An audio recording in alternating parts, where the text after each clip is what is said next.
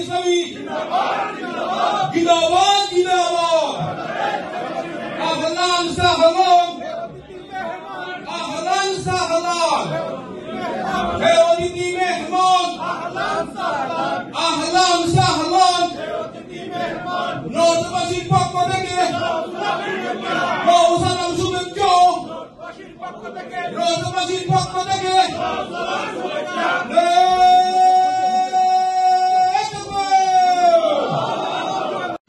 আমায় আবার উমর দারাজ দিল দাও খোদা দাও আমায় আবার উমর দারাজ। যদি কোনো কাজ কথা এমন মনে হয় যে যেটার জন্য দুনিয়া খেলা দুইটাই ক্ষতিগ্রস্ত হবে, দেশ এবং জাতি ক্ষতিগ্রস্ত হবে, দরদের জায়গা থেকে আমাদেরকে ধরবেন, ছাড় দেবেন না, সংশোধন করে দেবেন, উত্তম পরামর্শ দেবেন। 3 নম্বর হচ্ছে দিনের সকল ন্যায়সঙ্গত কাজে অতীতে যেমনটি আপনারা আমাদেরকে ভালোবেসে সহযোগিতা করেছেন সেটা অব্যাহত রাখবেন। বলবেন যে এখন আবার খাজনা আদায়ের কথা বলে গেলেন কিনা। না ভাই, আমি এটা বলি নাই। সাহায্যের মানে শুধু এইটা না যে আপনি টাকা পয়সা দিয়ে সাহায্য করবেন, এইটা একটা রূপ মাত্র। আসল সাহায্যটা হচ্ছে আপনার মেধা যোগ্যতা দিয়ে সাহায্য করা। এখন সারা দুনিয়ায় এক জায়গায় বসে আছে। ব্রিটেনে বসে বাংলাদেশের জন্য এই আন্দোলনের সময় এমন কিছু কাজ হয়েছে যেটা বাংলাদেশে বসে আমরা করতে পারি নাই। এই সকল কাজে আপনাদেরকে আল্লাহ যেন কবুল করেন এবং আগের থেকে আল্লাহ যেন আপনাদের স্পিড আরো বাড়াই দেন। এই বিষয়টা আপনারা ভুলে যাবেন না ইনশাআল্লাহ। আল্লাহ তাআলা আজকে যে কথাগুলো বললাম এই কথাগুলা কোন একটি অথবা একাধিক যদি মাবুদের অপছন্দ হয় আল্লাহ আমাকে এবং আমাদেরকে ক্ষমা করেন। আর যা আল্লাহ তাআলার পছন্দ হয়েছে আমাকে এবং আমাদেরকে আমল করার তৌফিক দান করুন। প্রিয় বাংলাদেশকে, প্রিয় জন্মভূমিকে আল্লাহ তাআলা তার দিনের আলোয় আলোকিত করুন এবং দিন দিয়ে আল্লাহ তাআলা আবাদ করে দিন। আমাদের শহীদদের ফুটা ফুটা ছুপ ছুপ রক্ত, খাড়ি খাড়ি লাশ, আহত পঙ্গু ভাইদের যারা কুরবানি মাজলুমের চোখের পানি কাঁদাবো।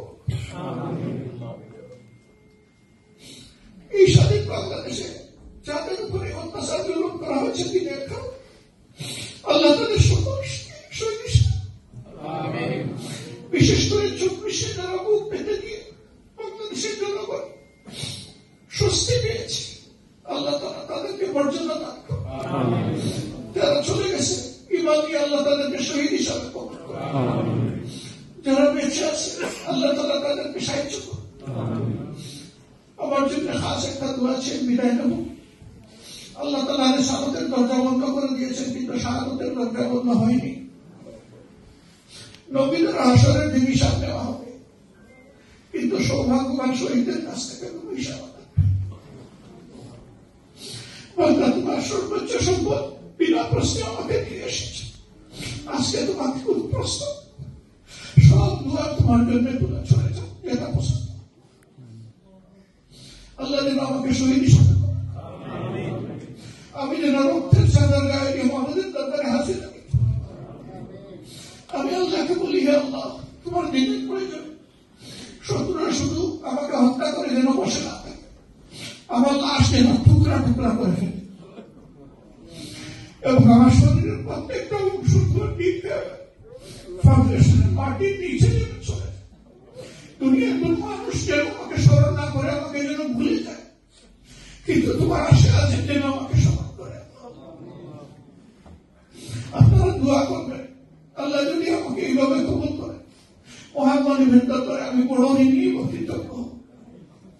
আল্লাহ আপনাদের সকলকে ক্ষমা করুন, আপনাদের সেহাতে হায়াতে, আপনাদের রিজেকে ইজ্জতে, ইলমে এবং আমলে আল্লাহ তাআলা বারাকা দান করুন।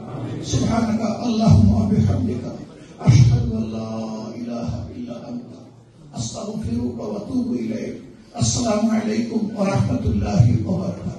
বাংলাদেশের এই পরিবর্তন, যার নেতৃত্বে সারা বাংলাদেশে একটা পরিবর্তনের আবহাওয়া শুরু হয়েছে, তিনি আমাদের সামনে উপস্থিত হয়েছেন।